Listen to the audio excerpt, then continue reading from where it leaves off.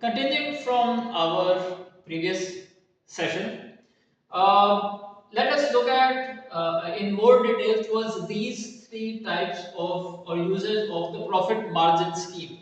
So, starting off with antiques, 50 years and plus items. Now, let us suppose that your parents have purchased a vase which was probably they've not even purchased it, they got it as a gift from their grandparents.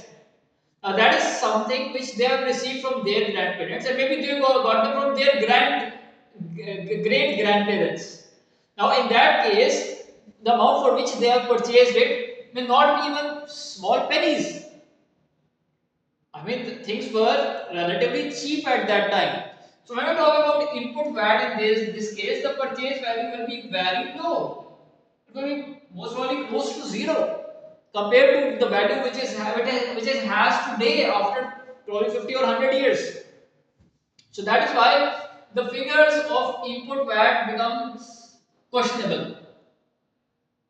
That is why it's better to use the gross profit margin scheme rather than have it separately on the profits. And by the way, when you go to the grocery store and you take an invoice, how long will it stay with you?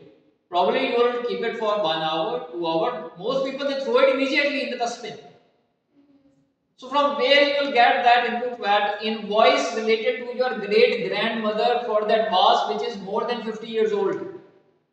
Determining input VAT amount becomes almost impossible. So that is why the profit margin scheme is there to begin with.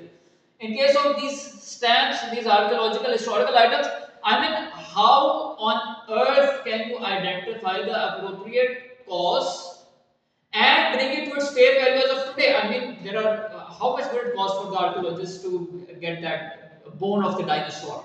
I mean, they would be digging, and to hire diggers, the amount of value or their cost for labor may not be that much.